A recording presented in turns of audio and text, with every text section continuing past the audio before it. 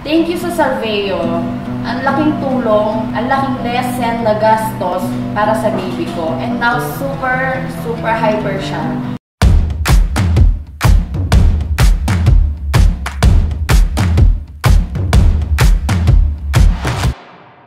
I'm Ashley Due. Ito ang aking kwentong Salveo. I'm the mother of Finella. Last December 2018, napansin ko sa anak ko, namamagay yung mata niya.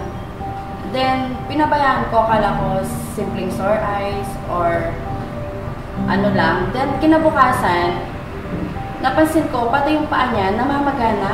Then, nagpanik na ako, pumunta ako sa pedia niya. Then, sabi ng doktor, patas mo yung ganyan, patas mo yung ganyan.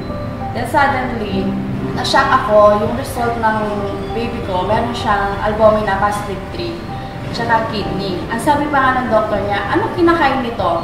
Asin. Then, na-shock ako, umiiyak ako. Sabi ng doktor niya, wala akong gamot na may bibigay sa'yo. Kailangan i-confine na yung anak mo ngayon din. Then, umiiyak ako, pina-admit ko na yung baby ko. Then, umiiyak na ako, syempre, as a mother, yung feeling na ang bata pa ng baby ko, 2 years old pa lang siya, no, na-diagnose na meron siyang albumina, positive 3. Tapos, meron pa siyang kidney, may sakit siya sa bato. Tapos sabi ko sa doktor kung saan niya nakuha yun. Then sabi niya, hindi lang pala sa pagkain nakukuha yung sakit sa bato. Nakukuha din yun sa sugat. Sabi ng doktor niya, 70% nakuha niya yun sa sugat. Kasi meron siyang sugat, then kala ko simple lang siya. Ngayon pala, yung sugat na yun, direct siya sa bato, hindi lang sa pagkain. Then, ang dami namin nagastos noon. Kasi, malala na siya, ganon.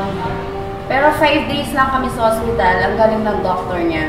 Gumaling siya. Pero sabi niya, after 1 week, balik kayo. Follow-up check-up. Kala ko simpleng follow-up check-up lang. Then, na-shock ako yung binayad ko sa hospital, 4K, check-up lang ng baby ko, di ba? So, hindi ko alam kung saan nakukuha ng papacheck-up ng baby ko. Every month, sabi ng doctor niya, every month. Pero nangyari, every 2 weeks, every 1 week.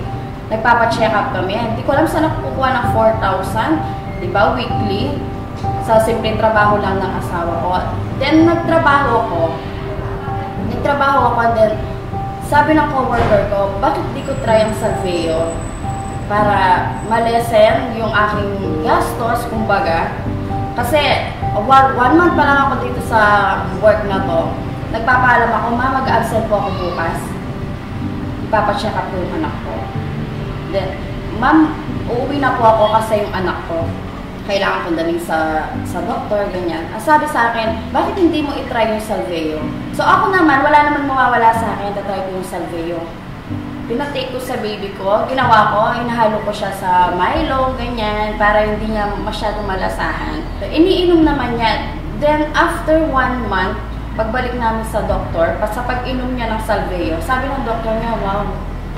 Kasi, sabi ng doktor niya, pag 6 months, hindi gumaling yung anak ko, 6 months to 1 year, madadialysis siya. Siyempre, ako na mother, mag-iisip ako ng bakit ganon, di ba? Di ko alam kung paano ko siya pagagalingin. So, nag-try talaga ako ng Salveo. After 1 month, yun nga, pagdating namin sa doktor, sabi ng doktor niya, ang bilis ng paggaling ng anak ko. Ang ginawa ko, hindi ko sinabi sa doktor niya, pero binigyan niya pa rin siya ng gamot. Ang ginawa ko pa nun, hindi ko pinainom ang gamot na binigyan ng doktor. Nag-pure Salveo ang anak ko. After 6 months, hindi na siya umiinom ng gamot. Then, nung i-check up siya ulit ng doktor niya, wala nang sakit yung anak ko.